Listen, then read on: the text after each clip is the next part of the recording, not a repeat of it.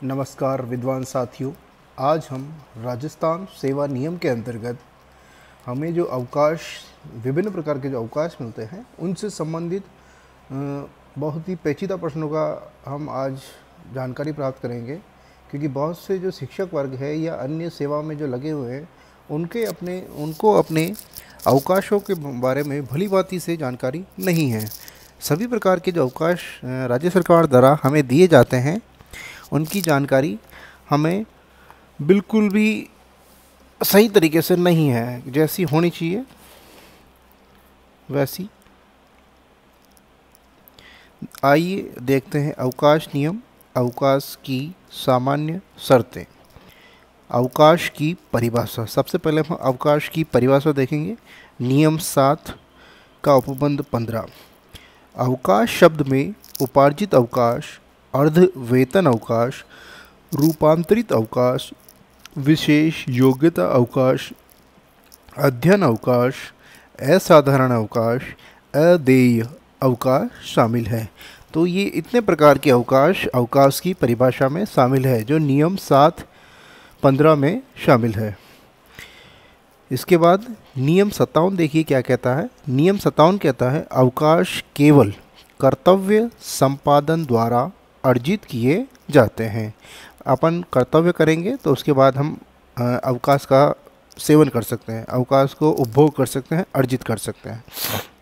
नियम 57A में क्या है देखते हैं। 57A कहता है एक कर्मचारी जब ऐसी सेवा या पद पर स्थानांतरित किया जाता है जिस पर यह नियम प्रभावी होते हैं तथा ऐसी सेवा या पद से आता है जिस पर यह नियम प्रभावी नहीं थे, कर्मचारी पूर्व की सेवा के लिए अवकाश की मांग नहीं कर सकता। मतलब जो उसने भूतकाल में जो की है सेवा, उसके लिए अभी वो डिमांड नहीं कर सकता है। इसका मतलब ये है, एक बार फिर देखते हैं। देखिए, एक कर्मचारी जब ऐसी सेवा या पद पर स्थानांतरित किया जाता है जिस पर यह नियम प्रभावी होते हैं तथा ऐसी सेवा या पद से आता है जिस पर यह नियम प्रभावी नहीं थे, कर्मचारी पूर्व की सेवा के लिए अवकाश की मांग नहीं कर सकता।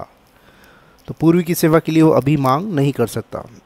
अगला जो नियम है, नियम 58A, यदि एक राज्य कर्मचारी जो राज्य सेवा को अयोग्यता पेंशन या क्षतिपूरक पेंशन या ग्रेजुएटी के आधार पर छोड़ देता है, पुनः सेवा में लिया जाता है एवं ग्रेजुएटी वापस लौटा देता है, तो पुनः नियुक्ति प्रदान करने वाला सक्षम प्राधिकारी अपने विवेक से यह तय करेगा कि पूर्व की सेवाएं किस सीमा तक अवकाश अर्जन के लिए गिनी जाएगी।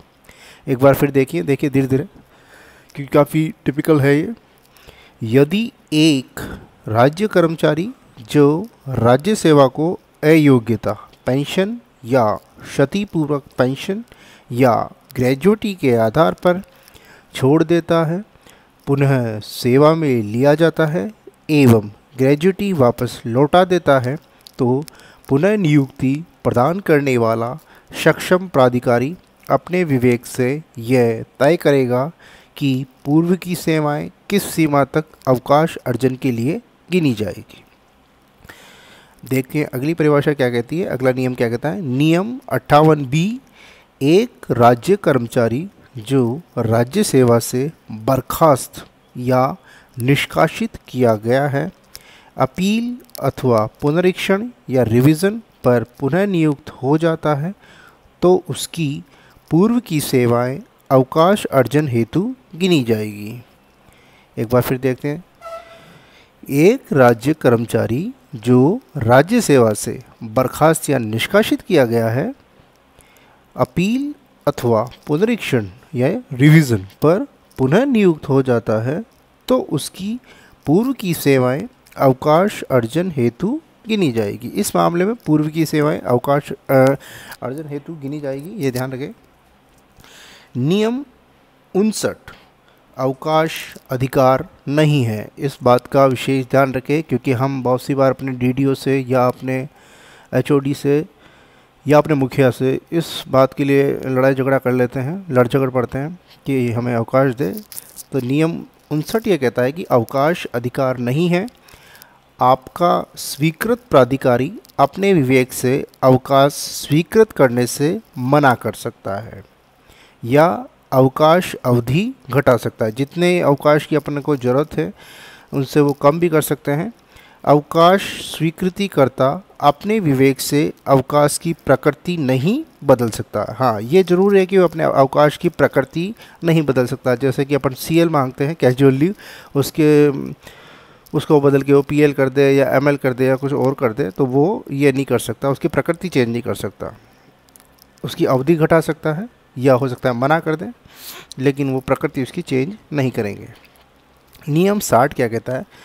अवकाश का आरंभ एवं समाप्ति कर्मचारी जिस दिन कार्यभार सौंपता है उस दिन से अवकाश का प्रारंभ एवं पुनः कार्यभार ग्रहण करने वाले दिन से पूर्व वाले दिन अवकाश समाप्त माना जाता है। देखिए एक बार फिर, अवकाश का आरंभ एवं समाप्ति कर्मचारी जिस दिन कार्यभार सौंपता है उस दिन से अवकाश का प्रारंभ एवं पुनः कार्यभार ग्रहण करने वाले दिन से पूर्व वाले दिन अवकाश समाप्त माना जाएगा। जैसे आज से अपन छुट्टी ले रहे हैं तो कल से उसको कार्यभार दूसरे वाले को सौंप दिया जाएगा, और जैसे अगले सोमवार को आएंगे तो वो शनिवार तक उसके पास रहेगा, सोमवार से वो कंटिन्यू हो जाएगा। अवकाश का नियम 60A क्या कहता है? देखिए, अवकाश पर प्रस्थान करने पर प्रत्येक कर्मचारी को अपने अवकाश प्रार्थना पत्र में अपना पता लिखना होगा। ये बात का ध्यान रखें कि जब भी अपन किसी भी प्रकार का अवकाश लेते हैं तो अपना एड्रेस उस प्रार्थना पत्र में हमें लिखना चाहिए, ताकि ज़रूरत पड़े तो पत्र व्यवहार कर सके, या फिर मोबाइल नंबर लिखने चाहिए कि मोबाइल से संपर्क कर सके। नियम 61, जब किसी कर्मचारी के अवकाश प्रारंभ होने से पूर्व या अवकाश समाप्ति के बाद सार्वजनिक अवकाश होने पर कर्मचारी सार्वजनिक अवकाश के प्रारंभ होने से पूर्व वाले दिन अपना मुख्यालय छोड़ सकता है।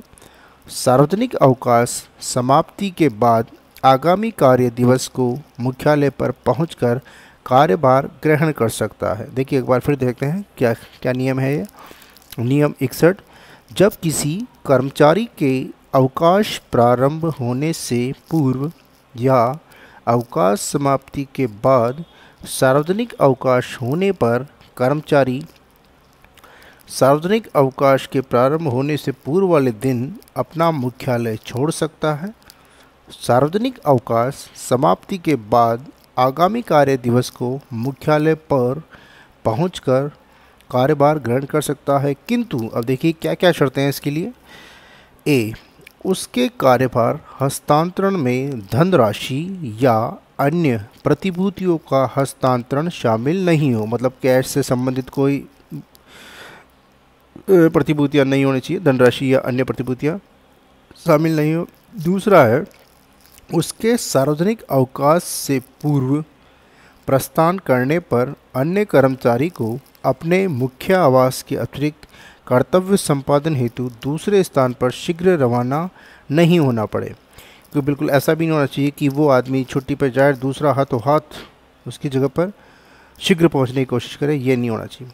तीसरी कंडीशन है, उसके सार्वजनिक अवकाश के बाद लौटने पर अन्य कर्मचारी को अपने मुख्य आवास पर लौटने में अनावश्यक विलंब नहीं हो। तीसरी शर्त फिर देखिए, उसके सार्वजनिक अवकाश के बाद लौटने पर अन्य कर्मचारी को अपने मुख्य आवास पर लौटने में अनावश्यक विलंब नहीं हो, अनावश्यक देरी नहीं होनी चाहिए, इसमें ये ध्यान रखें। देखिए नियम 62 क्या कहता है? नियम 62 कहता है कि यदि अवकाश अवधि के दौरान अधिकारी या कर्मचारी स्वयं अपने प्रभार की धनराशि के लिए उत्तरदायी होने पर नियम 61A प्रभावी नहीं होगा। ये बहुत अच्छी चीज़ है। देखिए ये नियम ये कह रहा है कि यदि अवकाश अवधि के दौरान अधिकारी या कर्मचारी स्वयं अपने प्रभार की धनराशि के लिए उत्तरदायी होने पर नियम 61A प्रभावी नहीं होगा। जैसे कोई कैशियर है, अगर वो जा रहा है अपने कैश की जिम्मेदारी वो खुद लेता है कि मैं देख लूँगा, तो उसके लिए 61A प्रभावी नहीं होगा। नियम 63A क्या कहता है, देखिए, सार्वजनिक अवकाश देय अवकाशों से पहले होने पर अवकाश वेतन एवं भत्ते ही सार्वजनिक अवकाशों के बाद प्रभावी होंगे। सार्वजनिक अवकाश देय अवकाशों से पहले होने पर अवकाश वेतन एवं भत्ते ही सार्वजनिक अवकाशों के बाद प्रभावी होंगे। सॉरी। 63B क्या कहता है, देखिए, सार्वजनिक अवकाश देय अवकाशों के बाद होने पर अवकाश वेतन एवं भत्ते सार्वजनिक अवकाशों के प्रारंभ होने से पूर्व तक प्रभावी होंगे। एक बार फिर देखिए कि सार्वजनिक अवकाश देय अवकाशों के बाद होने पर, वहाँ पहले वाली स्थिति थी, ये बाद वाली स्थिति है कि सार्वजनिक अवकाश देय अवकाशों के बाद होने पर अवकाश वेतन एवं भत्ते सार्वजनिक अवकाशों के प्रारंभ होने से पूर्व तक प्रभावी होंगे। अब देखिए नियम 64 क्या कहता है। नियम 64 का पहला, राज्य कर्मचारी अवकाश काल में कोई सेवा या निजी व्यवसाय की स्थापना, चार्टेड अकाउंटेंट, सलाहकार, कानूनी तथा चिकित्सा संबंधी प्रैक्टिस आदि सरकार की पूर्व अनुमति के बिना नहीं कर सकेगा। ये ध्यान रखें कि जो भी कर्मचारी छुट्टी पे जाता है, बहुत से जो कर्मचारी होते हैं वो अध्ययन अवकाश के नाम पर चले जाते हैं, किसी दूसरे अवकाश के नाम पे जाके दूसरा अपना निजी कुछ करने लग जाते हैं, जिससे उनको वेतन या कोई प्राप्त होती है राशि। तो ये सरकार की अनुमति के बिना हमें नहीं करना है। देखिए कि क्या क्या है, एक बार फिर देखते हैं कि राज्य कर्मचारी अवकाश काल में कोई सेवा या निजी व्यवसाय की स्थापना, चार्टर्ड अकाउंटेंट जिसे हम सीए कहते हैं, सलाहकार एडवाइज़र, कानूनी तथा चिकित्सा संबंधी प्रैक्टिस आदि सरकार की पूर्व अनुमति के बिना नहीं कर सकता, कि हमें सरकार से अनुमति लेकर ही इन कामों को करना है। नियम 64(2) क्या कहता है, देखिए, कि कर्मचारी को अवकाश अवधि में किसी निजी नियोजक, मतलब जो प्राइवेट एंटरप्राइजेज होता है, निजी नियोजक के अधीन सरकार द्वारा अनुमति देने पर उसका अवकाश वेतन राज्य सरकार के विशिष्ट आदेश द्वारा निर्धारित किया जाएगा। एक बार फिर देखते हैं कि कर्मचारी को अवकाश अवधि में किसी निजी नियोजक के अधीन, प्राइवेट आदमी के अधीन या प्राइवेट संस्था के अधीन, निजी नियोजक के अधीन सरकार द्वारा अनुमति देने पर, यहाँ भी सरकार की अनुमति जरूरी है, बिना सरकार की अनुमति के हमें नहीं करना है। ये इस बात का ध्यान रखें कि सरकार द्वारा अनुमति देने पर उसका अवकाश वेतन राज्य सरकार के विशिष्ट आदेश द्वारा निर्धारित किया जाएगा। इस बात का ध्यान रखें। अब देखिए नियम 65 क्या कहता है। नियम 65 कहता है कि जब एक कर्मचारी अनिवार्य सेवानिवृत्ति, जिसे अपन वीआर कहते हैं, वॉलेंट्री सेवानिवृत्ति, वॉलेंट्री रिटायरमेंट, ऐच्छिक सेवानिवृत्ति, अनिवार्य सेवा नहीं, उसको ऐच्छिक सेवानिवृत्ति कहते हैं, सॉरी, ऐच्छिक सेवानिवृत्ति में आएगा, वो अनिवार्य में नहीं आता है। वीआर जिसे मैं कह रहा था कि जब एक कर्मचारी अनिवार्य सेवानिवृत्ति की तारीख से पहले निवृत्ति पूर्व अवकाश पर गया हो एवं सरकार के अधीन किसी पद पर उसकी आवश्यकता होने पर कर्मचारी की सहमति से उसे बुलाने पर कार्यभार ग्रहण करने की दिनांक से अवकाश समाप्त माना जाएगा एवं अवकाश पर लौटने की दिनांक से अवकाश पुनः प्रभावी होगा। एक बार फिर देखते हैं, देखिए कि नियम 65 ये कहता है कि जब एक कर्मचारी अनिवार्य सेवानिवृत्ति की तारीख से पहले निवृत्ति पूर्व अवकाश पर गया हो एवं सरकार के अधीन किसी पद पर उसकी आवश्यकता होने पर कर्मचारी की सहमति से, देखिए यहाँ ध्यान रखें, कर्मचारी की सहमति जरूरी है यहाँ पर, कि कर्मचारी की सहमति से उसे बुलाने पर कार्यभार ग्रहण करने की दिनांक से अवकाश समाप्त माना जाएगा एवं अवकाश पर लौटने की दिनांक से अवकाश पुनः प्रभावी होगा। अगर बीच में सरकार को जरूरत पड़ती है तो वो बुला सकते हैं, लेकिन इसमें कर्मचारी की सहमति दे रखी है यहाँ पर, तो कर्मचारी की सहमति से वो आते ही वापस उसका कार्यभार उस दिनांक से मान लिया जाएगा। नियम 66 क्या कहता है कि किसी कर्मचारी को उसके आवेदित अवकाश की अवधि समाप्त होने से पूर्व ही सेवा पर वापस बुलाया जा सकता है। देखिए नियम 66 यह कहता है कि किसी भी कर्मचारी, कोई भी कर्मचारी अगर छुट्टी पे गया हुआ है उस छुट्टी से पूर्व भी बुलाया जा सकता है। सेवा पर वापस बुलाने के आदेश में यह स्पष्ट उल्लेख होगा कि अवकाश से सेवा में वापस आना स्वैच्छिक है या अनिवार्य है।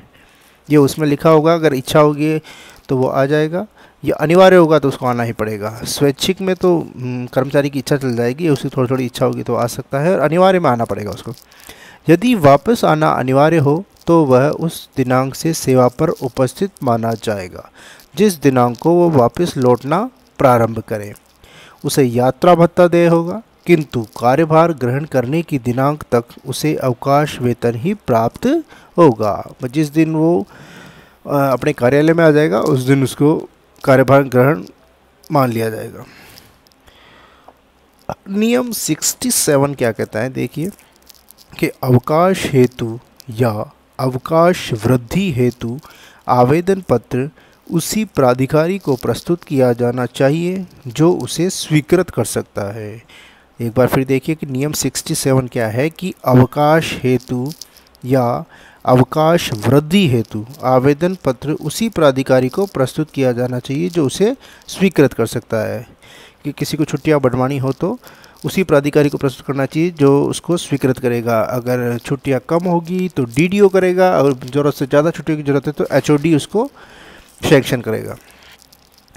नियम 68 नियम 68 क्या कहता है, देखिए वैदेशिक सेवा में स्थानांतरित कर्मचारी को अवकाश नियमों से अवगत कराना। जो विदेश सेवा में जो होते हैं उनके लिए नियम 68 है कि वैदेशिक सेवा में स्थानांतरित कर्मचारी को अवकाश नियमों से अवगत कराना नियम 68 में आता है।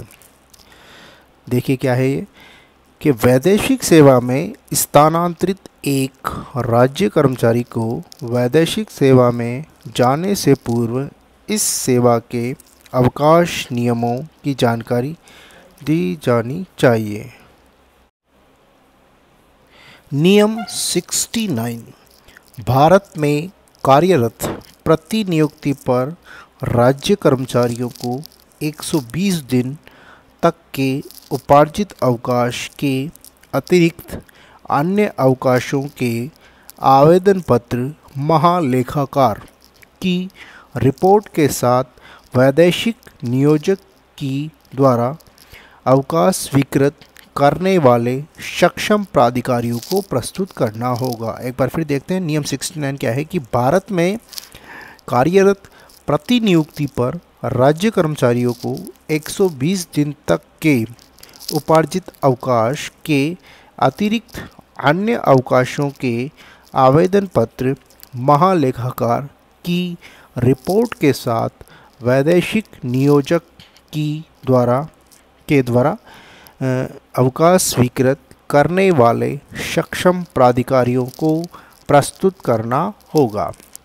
अब देखिए नियम 70 क्या कहता है कि राजपत्रित अधिकारियों के लिए चिकित्सा संबंधी प्रमाण पत्र। राजपत्रित अधिकारी वही गजेटेड ऑफिसर जिसे हम कहते हैं। राजपत्रित अधिकारियों को चिकित्सा प्रमाण पत्र के आधार पर अवकाश आवेदन हेतु प्रार्थना प्रपत्र को निर्धारित प्रपत्र में प्रस्तुत करना होगा। इस प्रमाण पत्र में की गई सिफारिश से किसी ऐसे अवकाश की मांग नहीं की जा सकेगी जो कर्मचारी को सेवा शर्तों के अनुसार देय नहीं हो। एक बार फिर देखिए क्या कहना चाह रहा है नियम कि राजपत्रित अधिकारियों को चिकित्सा प्रमाण पत्र के आधार पर अवकाश आवेदन प्रमाण पत्र को निर्धारित प्रपत्र में प्रस्तुत करना होगा। इस प्रमाण पत्र में की गई सिफारिश से किसी ऐसे अवकाश की मांग नहीं की जा सकेगी जो कर्मचारी को सेवा शर्तों के अनुसार देय नहीं हो। ये नियम है। अब देखते हैं नियम 73 क्या कहता है। 73 कि चिकित्सा संबंधी प्रमाण पत्र प्राप्ति के संदिग्ध मामलों में ही चिकित्सकों की समिति आवेदक को 14 दिनों तक चिकित्सालय परीक्षण में रख सकेगी। एक बार फिर देखिए कि नियम 73 नियम 73 क्या कहता है कि चिकित्सा संबंधी प्रमाण पत्र प्राप्ति के संदिग्ध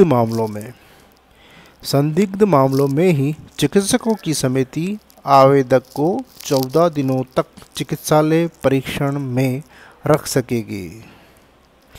बहुत सी बार अपन झूठे जो मेडिकल बनवा लेते हैं उसके लिए है शायद ये नियम 73 कि संदिग्ध मामलों में चिकित्सकों की समिति, जो बोर्ड बैठता है मेडिकल बोर्ड, चिकित्सकों की समिति आवेदक को 14 दिनों तक चिकित्सालय परीक्षण में रख सकेगी। उससे संबंधित है। तो नियम 74 नियम 74 क्या कहता है देखिए कि एक राजपत्रित अधिकारी को चिकित्सा निदान के आधार पर अवकाश स्वीकृत करना। देखिए क्या है कि एक राजपत्रित अधिकारी को 60 दिन तक का चिकित्सा के आधार पर अवकाश स्वीकृत किया जा सकता है। अवकाश 60 दिनों से अधिक का होने पर अवकाश मुख्य चिकित्सा एवं स्वास्थ्य अधिकारी, जिसे हम CMHO कहते हैं, या इससे उच्च स्तर के चिकित्सा अधिकारी द्वारा प्रमाण पत्र के आधार पर स्वीकृत किया जा सकता है। ये ध्यान रखिए कि 60 दिन से जब ज़्यादा का मामला होगा तो CMHO या उससे भी ऊपर का जो अधिकारी है उसका प्रमाण पत्र के आधार पर ही स्वीकृत होगा। और होम्योपैथिक चिकित्सक होगा तो अधिकतम ये अवधि 15 दिन है, ये ध्यान रखें। होम्योपैथिक चिकित्सक के लिए 15 दिन है। नियम 75 देखिए क्या कहता है कि नियम 75 है कि चिकित्सा प्रमाण पत्र प्राप्त करने से संबंधित अधिकारी को किसी अवकाश का अधिकार स्वतः प्राप्त नहीं होता है। कि चिकित्सा प्रमाण पत्र प्राप्त करने से संबंधित अधिकारी को किसी अवकाश का अधिकार स्वतः प्राप्त नहीं होगा। ये ध्यान रखें कि ऐसा प्रमाण पत्र अवकाश स्वीकृत करने वाले सक्षम प्राधिकारी को प्रस्तुत किया जाना चाहिए और उसके आदेशों की प्रतीक्षा की जानी चाहिए, उसके बाद ही ये स्वीकृत होगा। अगला नियम क्या कहता है देखिए 76(1) नियम 76(1) एक राजकीय अराजपत्रित कर्मचारी, नॉन गजेटेड ऑफिसर जिसे हम कहते हैं, नॉन गजेटेड कर्मचारी, एक राजकीय अराजपत्रित कर्मचारी को चिकित्सा बीमारी के आधार पर प्रस्तुत अवकाश प्रार्थना पत्र के साथ निर्धारित प्रपत्र में प्राधिकृत चिकित्सक का प्रमाण पत्र संलग्न करना होगा, जिसमें रोग की प्रकृति एवं बीमारी की संभावित अवधि लिखी होगी। एक बार फिर देखिए कि एक राजकीय अराजपत्रित, गवर्नमेंट है लेकिन नॉन गजेटेड, एक राजकीय अराजपत्रित कर्मचारी को चिकित्सा बीमारी के आधार पर प्रस्तुत अवकाश प्रार्थना पत्र के साथ निर्धारित प्रपत्र में प्राधिकृत चिकित्सक का प्रमाण पत्र संलग्न करना होगा, जिसमें रोग की प्रकृति एवं बीमारी की संभावित अवधि लिखी होगी। अगला नियम क्या कहता है देखिए कि 76(2) में अवकाश की स्वीकृति करने वाला सक्षम प्राधिकारी अपने विवेक पर आवेदक का यथासंभव शीघ्र पुनः चिकित्सा परीक्षण करवा सकेगा। नियम नंबर 76(2) ये कहता है कि आपने जो ML लिया है उसके लिए चिकित्सा से फिर परीक्षण करवा सकता है अपना सक्षम प्राधिकारी। कि अवकाश की स्वीकृति करने वाला सक्षम प्राधिकारी अपने विवेक पर आवेदक का यथासंभव शीघ्र पुनः चिकित्सा परीक्षण करवा सकेगा। नियम नंबर 76(2) है ये।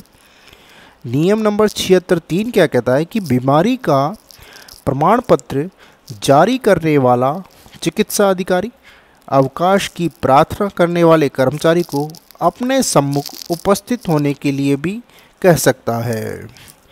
तो 76(3) में ये है कि बीमारी का प्रमाण पत्र जारी करने वाला चिकित्सा अधिकारी अवकाश की प्रार्थना करने वाले कर्मचारी को अपने सम्मुख उपस्थित होने के लिए कह सकता है। नियम नंबर 76(4) क्या कहता है कि चिकित्सा प्रमाण पत्र से किसी कर्मचारी को अवकाश का अधिकार प्राप्त नहीं होता है। ये ध्यान रखें कि 76(4) ये कहता है कि चिकित्सा प्रमाण पत्र से किसी कर्मचारी को अवकाश का अधिकार प्राप्त नहीं होता है। ये ध्यान रखें, 76(4) में ये ध्यान रखना है हमें।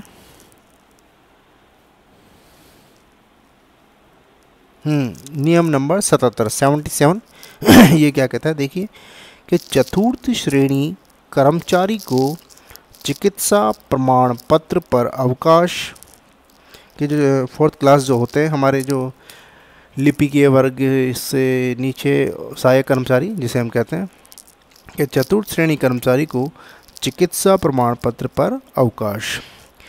एक चतुर्थ श्रेणी कर्मचारी के संबंध में चिकित्सा प्रमाण पत्र के आधार पर अवकाश स्वीकृत करने वाला प्राधिकारी अवकाश प्रार्थना पत्र के साथ किसी भी प्रकार के प्रमाण पत्र को स्वीकार कर सकता है।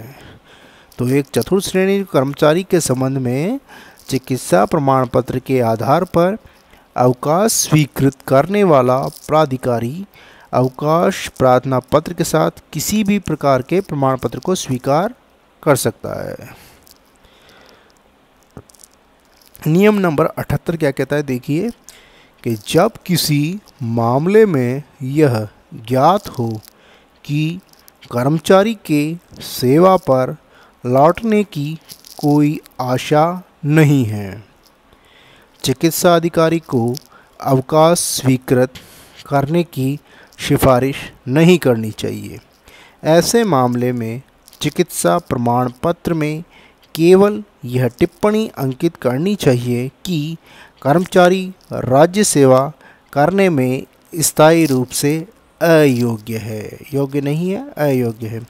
एक बार फिर देखिए नियम नंबर 78 कि जब किसी मामले में यह ज्ञात हो कि कर्मचारी के सेवा पर लौटने की कोई आशा नहीं है, चिकित्सा अधिकारी को अवकाश स्वीकृत करने की सिफारिश नहीं करनी चाहिए। ऐसे मामले में चिकित्सा प्रमाण पत्र में केवल यह टिप्पणी अंकित करनी चाहिए कि कर्मचारी राज्य सेवा करने में स्थायी रूप से थोड़ा अयोग्य है। अगला नियम क्या कहता है कि नियम नंबर 79 कि चिकित्सा प्रमाण पत्र किसी ऐसे अवकाश का आधार नहीं है जो कर्मचारी को इसकी सेवा शर्तों के अनुसार नहीं मिल सकता। एक बार फिर देखिए क्या कहता है नियम नंबर 79 कि चिकित्सा प्रमाण पत्र किसी ऐसे अवकाश का आधार नहीं है जो कर्मचारी को इसकी सेवा शर्तों के अनुसार नहीं मिल सकता।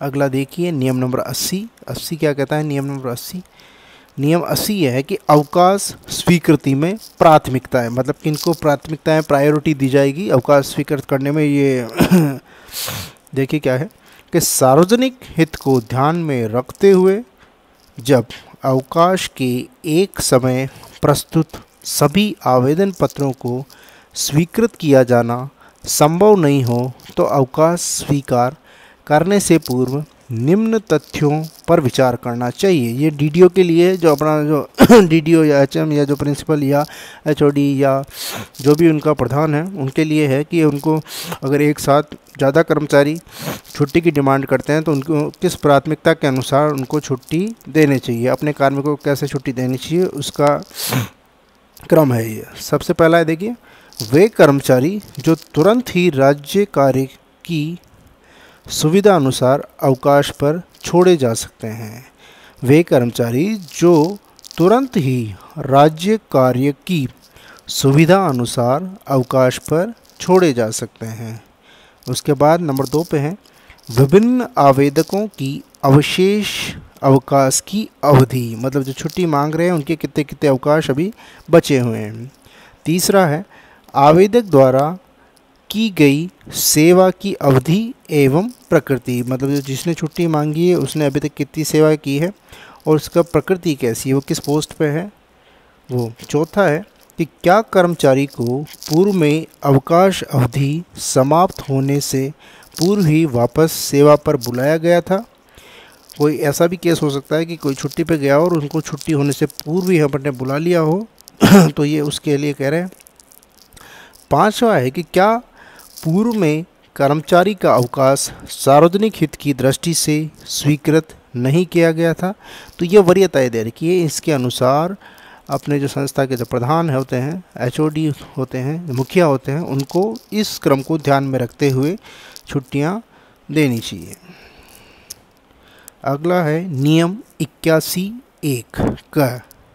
नियम 81(1) का क्या कहता है कि यदि चिकित्सा अधिकारी निश्चित रूप से यह कहने में असमर्थ हो कि कर्मचारी पुनः कभी सेवा में आने के योग्य नहीं है, तो अधिकतम 12 माह तक का कुल अवकाश स्वीकृत किया जा सकता है। इस प्रकार का अवकाश बिना चिकित्सा अधिकारी की सहमति से आगे नहीं बढ़ाया जा सकेगा।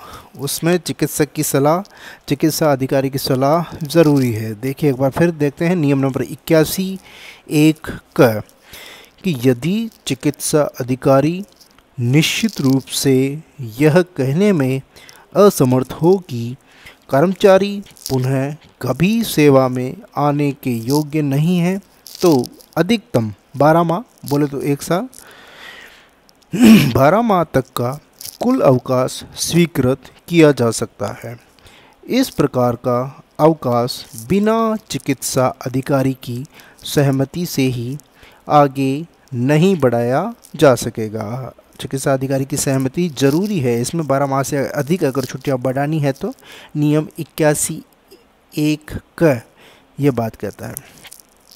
नियम 81(1) ये क्या कहता है, देखिए कि एक कर्मचारी को चिकित्सा अधिकारी द्वारा स्थायी रूप से आगे की सेवा में अयोग्य घोषित करने पर चिकित्सा अधिकारी की टिप्पणी प्राप्त होने के बाद अधिकतम 6 माह तक का अवकाश स्वीकृत किया जा सकेगा। एक बार फिर देखिए कि नियम 81(1) क्या कहता है कि एक कर्मचारी को चिकित्सा अधिकारी द्वारा स्थायी रूप से आगे की सेवा में अयोग्य घोषित करने पर चिकित्सा अधिकारी की टिप्पणी प्राप्त होने के बाद अधिकतम 6 माह तक का अवकाश स्वीकृत किया जा सकेगा। नियम नंबर 82 ऐसे राज्य कर्मचारी को जो दुर्व्यवहार या अयोग्यता के आधार पर राज्य सेवा से शीघ्र बर्खास्त या निष्कासित किए जाने वाला हो, उसको अवकाश स्वीकृत नहीं किया जाएगा। ये गैर अनुशासित या अनुशासनहीन उनके लिए है कि ऐसे राज्य कर्मचारी को जो दुर्व्यवहार या अयोग्यता के आधार पर राज्य सेवा से शीघ्र बर्खास्त या निष्कासित किए जाने वाला हो, उसको अवकाश स्वीकृत नहीं किया जाएगा। नियम नंबर 82 कहता है ये बात। नियम नंबर 83 देखिए ये क्या कहता है कि एक राज्य कर्मचारी जिसने चिकित्सा प्रमाण पत्र के आधार पर अवकाश स्वीकृत कराया है, चिकित्सा अधिकारी से स्वस्थ होने का प्रमाण पत्र निर्धारित प्रपत्र में प्रस्तुत करने के बाद ही कर्तव्य पर उपस्थित हो सकेगा। एक बार फिर देखिए कि नियम नंबर 83 क्या कहता है कि एक राज्य कर्मचारी जिसने चिकित्सा प्रमाण पत्र के आधार पर अवकाश स्वीकृत कराया है, चिकित्सा अधिकारी से स्वस्थ होने का प्रमाण पत्र निर्धारित प्रपत्र में प्रस्तुत करने के बाद ही कर्तव्य पर उपस्थित हो सकेगा। बोले तो सिकनेस और फिटनेस, जिसे हम कहते हैं कि जब बीमार होते हैं, जब हमें सिकनेस का प्रमाण पत्र अपनी संस्था में भेजना पड़ता है और ठीक होने के बाद अपन खुद ही उसको लेकर उपस्थित हो जाते हैं फिटनेस वाले को, तो सिकनेस फिटनेस के बाद ही वो उपस्थित हो सकेगा। इसका मतलब ये है नियम नंबर 83। अगला है नियम नंबर 85A। देखिए क्या कहता है कि एक राज्य कर्मचारी उसे अस्वीकृत अवकाश की समाप्ति से पूर्व सेवा पर उस समय तक पुनः उपस्थित नहीं हो सकेगा जब तक अवकाश स्वीकृत करने वाला प्राधिकारी उसे ही सेवा पर उपस्थित होने की अनुमति नहीं देता। देखिए एक बार फिर देखिए क्या कहता है नियम, कि नियम नंबर 85A कहता है कि एक राज्य कर्मचारी उसे स्वीकृत अवकाश की समाप्ति से पूर्व सेवा पर उस समय तक पुनः उपस्थित नहीं हो सकेगा जब तक अवकाश स्वीकृत करने वाला प्राधिकारी उसे ही सेवा पर उपस्थित होने की अनुमति नहीं देता। जैसे किसी ने ज़्यादा अवकाश लिया है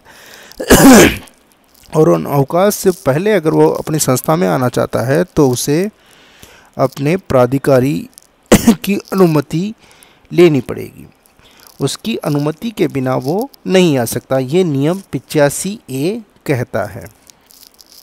85B क्या कहता है, देखिए कि अवकाश से लौटने वाला कर्मचारी उसी पद पर कार्यभार ग्रहण करने का अधिकारी नहीं है जिससे वह अवकाश पर गया था। उसे सेवा पर उपस्थित होने की सूचना देनी चाहिए एवं पदस्थापन आज्ञा की प्रतीक्षा करनी चाहिए। नियम 85B कहता है कि अवकाश से लौटने वाला कर्मचारी उसी पद पर कार्यभार ग्रहण करने का अधिकारी नहीं है जिससे वह अवकाश पर गया था। उसे सेवा पर उपस्थित होने की सूचना देनी चाहिए एवं पदस्थापन आज्ञा की प्रतीक्षा करनी चाहिए। नियम नंबर 86(1) क्या कहता है, देखिए कि जब कोई कर्मचारी अवकाश स्वीकृत करने से पूर्व अपने पद या कर्तव्य से अनुपस्थित रहता है तो उसे कर्तव्य से ही जानबूझकर अनुपस्थित रहा माना जाएगा और ऐसी अनुपस्थिति को सेवा में ही व्यवधान मानते हुए पिछले सेवा काल को जब्त, जिसे हम कहते हैं फॉरफिट, जब्त किया जा सकेगा। संतोषजनक कारण बताने पर उक्त अवधि का अवकाश स्वीकृत किया जा सकता है या असाधारण अवकाश में परिवर्तित किया जाएगा। एक बार फिर देखिए नियम 86(1) क्या कहता है, 86(1) कि जब कोई कर्मचारी अवकाश स्वीकृत करने से पूर्व अपने पद या कर्तव्य से अनुपस्थित रहता है तो उसे कर्तव्य से ही जानबूझकर अनुपस्थित रहा माना जाएगा और ऐसी अनुपस्थिति को सेवा में ही व्यवधान मानते हुए पिछले सेवा काल को जब्त किया जाएगा। संतोषजनक कारण बताने पर उक्त अवधि का अवकाश स्वीकृत किया जा सकता है या असाधारण अवकाश में परिवर्तित किया जाएगा। अगला नियम है नियम नंबर 86(2) कि कर्मचारी जो स्वीकृत अवकाश की समाप्ति के बाद कर्तव्य से अनुपस्थित रहता है तो वह उस अनुपस्थिति की अवधि के लिए किसी प्रकार का कोई वेतन भत्ता प्राप्त करने का अधिकारी नहीं होगा। संतोषजनक कारण पर वह अवधि अवकाश स्वीकृत कर नियमित की जा सकेगी। एक बार फिर देखिए क्या है कि कर्मचारी जो स्वीकृत अवकाश की समाप्ति के बाद कर्तव्य से अनुपस्थित रहता है तो वह उस अनुपस्थिति की अवधि के लिए किसी प्रकार का कोई वेतन भत्ता प्राप्त करने का अधिकारी नहीं होगा। संतोषजनक कारण पर वह अवधि अवकाश स्वीकृत कर नियमित की जा सकेगी। नियम नंबर 86(3) देखिए क्या कहता है कि 1 माह से अधिक समय तक स्वेच्छा से अनुपस्थित रहने पर सीसीए नियमों के अंतर्गत कार्रवाई की जाएगी। ये ध्यान रखें कि 1 माह से अधिक समय तक स्वेच्छा से, मतलब बिना अनुमति के अपनी मर्जी से जो रहते हैं, स्वेच्छा से अनुपस्थित रहने पर सीसीए नियमों के अंतर्गत कार्रवाई की जाएगी। नियम नंबर 86(4) देखिए ये क्या कहता है। 86(4) कि किसी भी राज्य कर्मचारी को निरंतर 5 वर्ष से अधिक अवधि का अवकाश स्वीकृत नहीं किया जाएगा। ये ध्यान रखें कि किसी भी राज्य कर्मचारी को निरंतर 5 वर्ष से अधिक अवधि का अवकाश स्वीकृत नहीं किया जाएगा। राज्य कर्मचारी को सेवा से त्यागपत्र दिया हुआ समझा जाएगा यदि बिना अनुमति कर्मचारी 1 वर्ष से अधिक अवधि तक अनुपस्थित रहे। तो ये कंडीशन है 86(4) वाली। नियम नंबर 87 देखिए क्या कहता है कि राज्य कर्मचारियों को देय अवकाशों की प्रकृति एवं उनकी अवधि की इस संबंध में ये नियम उन कर्मचारियों पर लागू होते हैं जो स्थायी पद पर कार्य करते हैं। नियम अस्थायी राज्य कर्मचारियों पर भी लागू होंगे। ऐसा लिखा होने पर ही नियम उन पर प्रभावी होंगे। एक बार फिर देखिए नियम क्या कहता है कि राज्य कर्मचारियों को देय अवकाशों की प्रकृति एवं उनकी अवधि की इस संबंध में ये नियम उन कर्मचारियों पर लागू होते हैं जो स्थायी पद पर कार्य करते हैं। नियम अस्थायी राज्य कर्मचारियों पर भी लागू होंगे। ऐसा लिखा होने पर ही नियम उन पर प्रभावी होंगे। नियम 87(a) देखिए क्या कहता है। 87(a) कि प्रत्येक राज्य कर्मचारी को अवकाश लेखा राजस्थान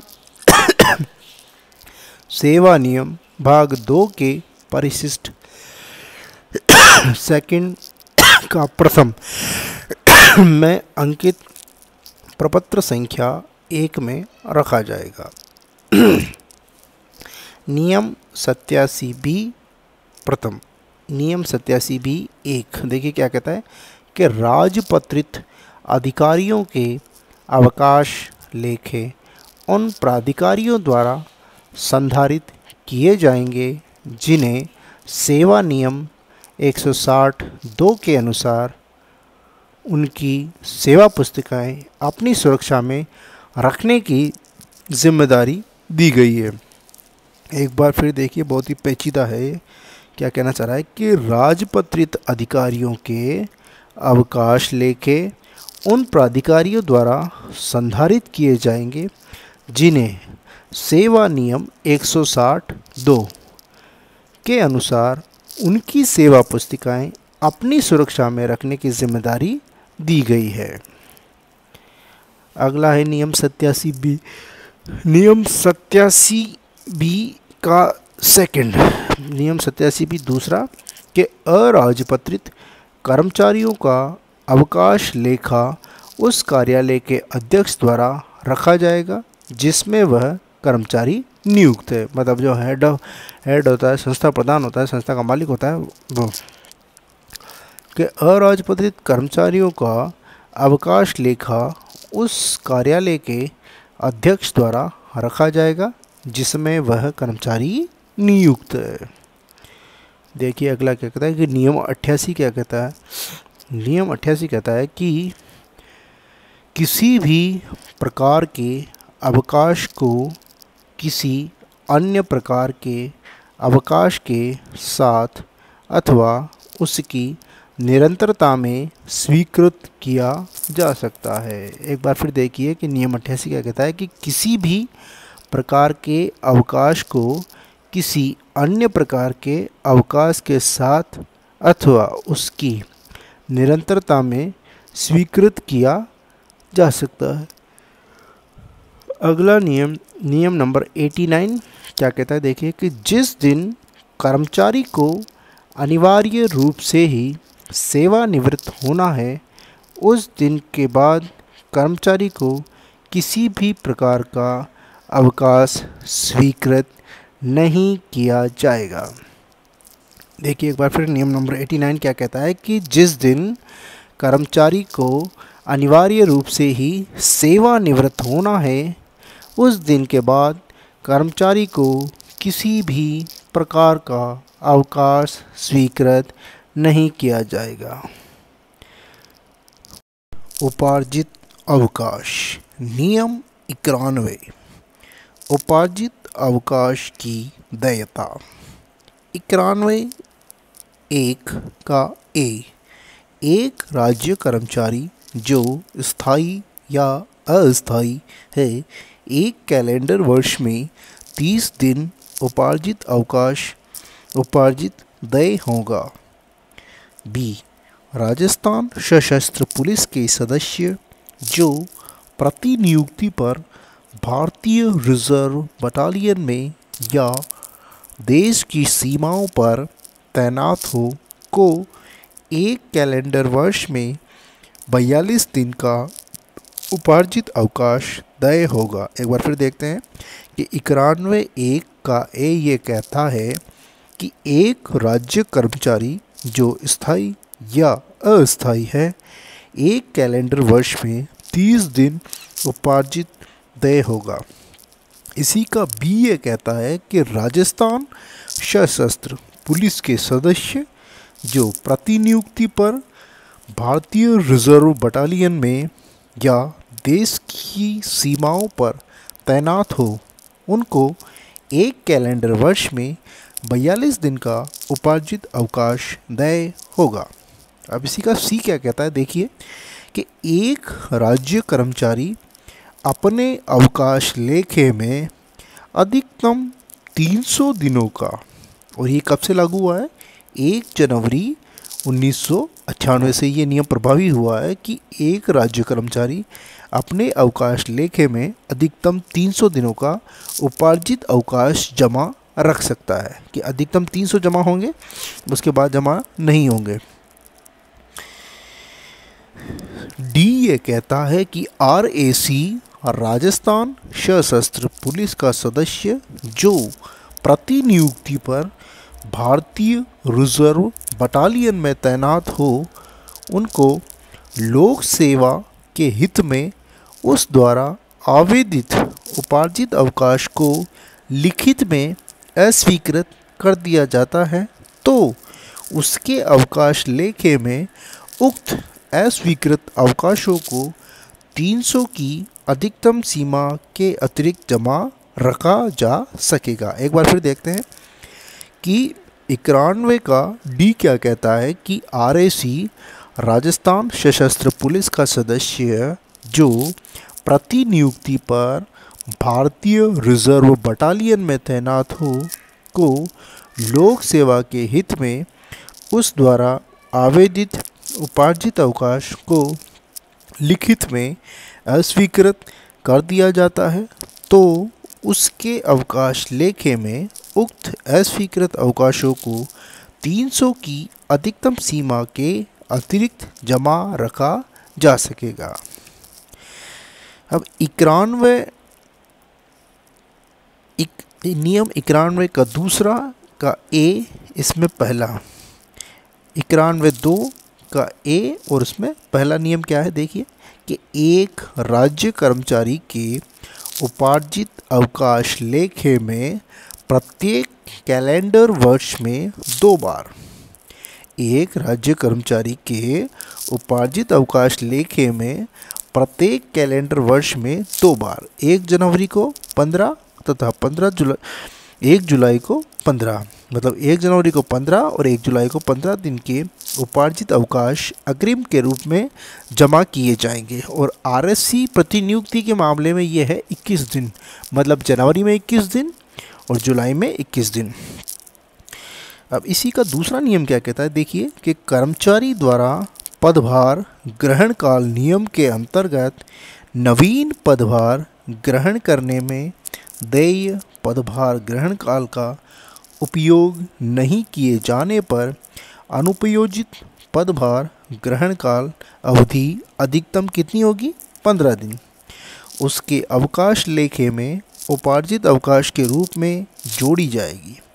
कर्मचारी के उपार्जित अवकाश लेखे में बकाया अवकाश एवं जोड़े जाने वाले अनुपयोजित पदभार ग्रहण काल अवधि दोनों मिलाकर 300 दिन के उपार्जित अवकाशों से अधिक नहीं होगी। एक बार फिर देखिए, थोड़ा लंबा है, समझ में नहीं आया होगा, दोबारा बताते हैं कि कर्मचारी द्वारा पदभार ग्रहण काल नियम के अंतर्गत नवीन पदभार ग्रहण करने में देय पदभार ग्रहण काल का उपयोग नहीं किए जाने पर अनुपयोजित पदभार ग्रहण काल अवधि अधिकतम 15 दिन उसके अवकाश लेखे में उपार्जित अवकाश के रूप में जोड़ी जाएगी। कर्मचारी के उपार्जित अवकाश लेखे में बकाया अवकाश एवं जोड़े जाने वाले अनुपयोजित पदभार ग्रहण काल की अवधि दोनों मिलाकर 300 दिन के उपार्जित अवकाशों से अधिक नहीं होगी। अब बी क्या कहता है, देखिए कि किसी कैलेंडर वर्ष की एक 6 माही में कर्मचारी के असाधारण अवकाश पर रहने पर प्रत्येक 10 दिन के एवज में एक उपार्जित अवकाश उसके अवकाश लेखे में से कम किया जाएगा। ये ध्यान रखें, जिसकी अधिकतम सीमा प्रति 6 माही कितनी होगी, 15 होगी।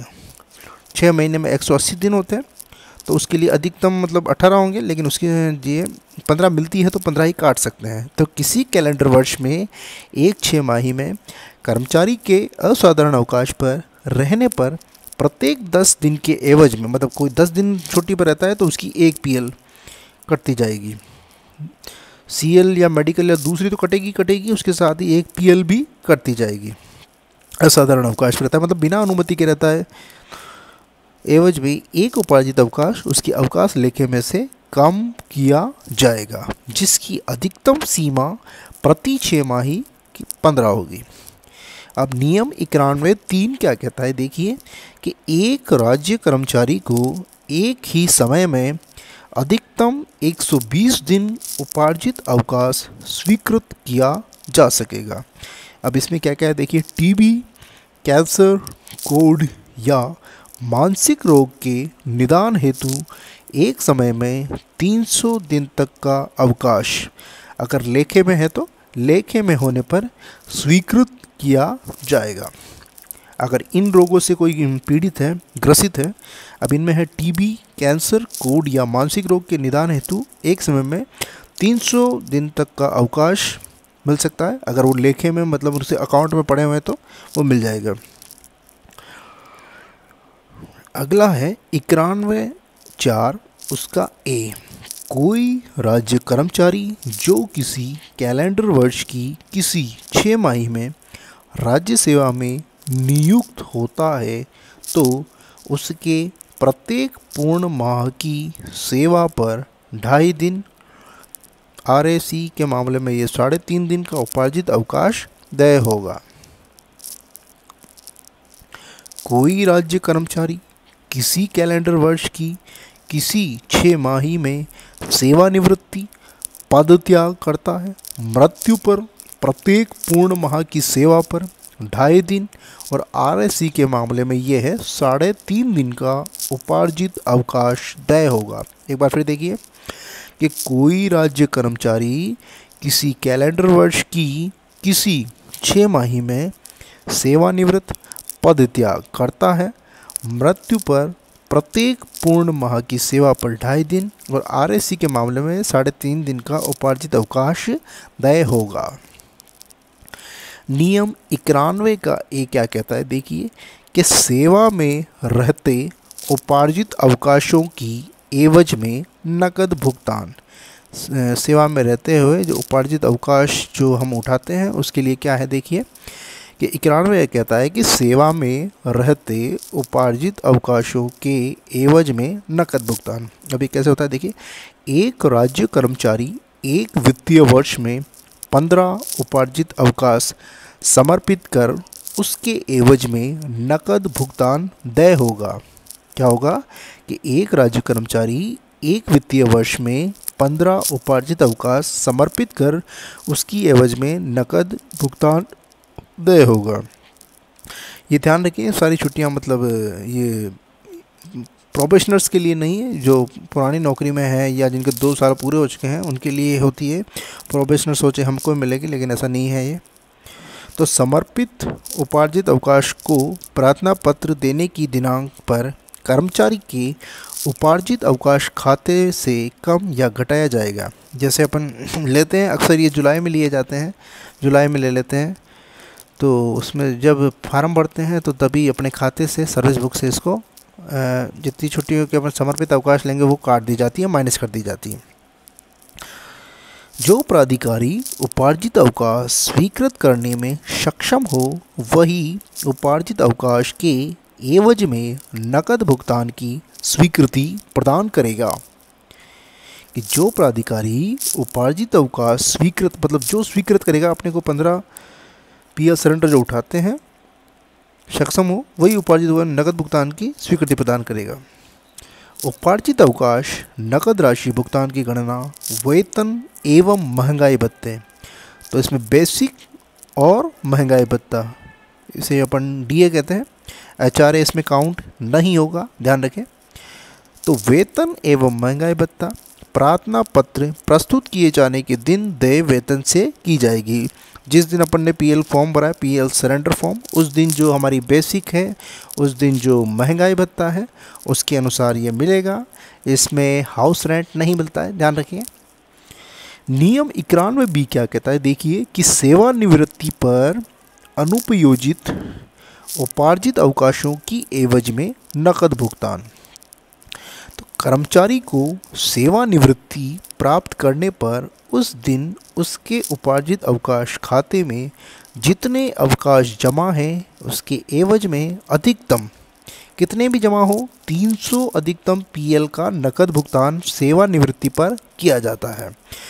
300 से ज़्यादा काउंट नहीं होती है, अधिकतम 300 नकद भुगतान दिया जाएगा। सजा के रूप में अनिवार्य सेवानिवृत्ति होने पर यह लाभ देय नहीं होगा।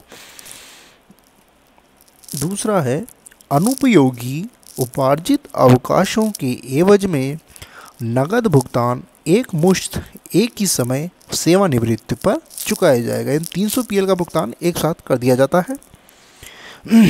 तीसरा है अनुपयोगी उपार्जित अवकाशों के एवज में देय अवकाश वेतन की गणना कर्मचारी की सेवानिवृत्ति के दिन वेतन की दर और उसी दिन महंगाई भत्ते की प्रभावी दर के अनुसार की जाएगी। शहरी क्षतिपूर्ति भत्ता या मकान किराया भत्ता नहीं दिया जाएगा। जिस दिन वो रिटायर होता है उस दिन जो दर है, उस दिन जो उसकी बेसिक है और जो महंगाई भत्ता है उसके अनुसार 300 पीएल का भुगतान कर दिया जाता है, या जितनी उसके खाते में शेष रहती है उसका भुगतान कर दिया जाता है। अनुपयोगी उपार्जित अवकाशों की एवज में देय भुगतान की गणना, देखिए किस प्रकार से गणना की जाती है। इसके लिए एक फॉर्मूला है, एक सूत्र भी कह सकते हो। नकद भुगतान बराबर सेवानिवृत्ति के दिन वेतन की दर तथा उस पर उस दिन प्रभावी महंगाई भत्ता, मतलब उस दिन जो बेसिक है और उस दिन जो महंगाई भत्ता है, डीए जिसे कहते हैं अपन, डेयरनेस अलाउंस, गुणा सेवानिवृत्ति के समय अनुपयोजित उपार्जित अवकाशों की संख्या, इसको उससे गुणा करके 30 का भाग दे देंगे तो इसका फॉर्मूला आ जाएगा। पांचवा है कि उपार्जित अवकाश स्वीकृत करने में सक्षम प्राधिकारी ही अनुपयोगी उपार्जित अवकाशों के एवज में नकद भुगतान की स्वीकृति हेतु सक्षम माना जाएगा। क्या है, एक बार फिर देखिए कि उपार्जित अवकाश स्वीकृत करने में सक्षम प्राधिकारी ही अनुपयोगी उपार्जित अवकाशों के एवज में नकद भुगतान की स्वीकृति हेतु सक्षम माना जाएगा। छठा है, जिन कर्मचारियों को अधिवार्षिकी आयु के बाद सेवा में अभिवृत्ति करके रखा जाता है उन्हें एक मुश्त नकद भुगतान सेवा वृद्धि की समाप्ति पर अंतिम रूप से सेवानिवृत्ति किए जाने पर देय होगा। जैसे अभी कोरोना काल चल रहा था तो डॉक्टरों की सर्विस लगभग 6 महीने बढ़ा दी थी, तो उनको उसके बाद इसका भुगतान कर दिया जाएगा।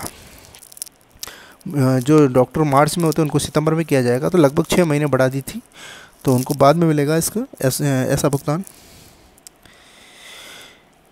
ऐसे कर्मचारी के मामले में जो निलंबन के, अनुशासित कार्रवाई के या आपराधिक कार्रवाई से लंबित रहते हुए अधिवार्षिकी आयु प्राप्त करने पर सेवानिवृत्त हो जाता है, सक्षम प्राधिकारी उपार्जित अवकाश की संपूर्ण या आंशिक नकद राशि रोक सकेगा।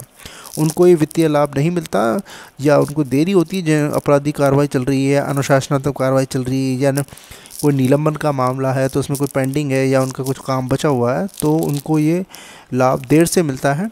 अपना पूरा क्लियर करने पर, डिपार्टमेंट की ओर से क्लीन चिट मिलने पर ही मिलेगा ये।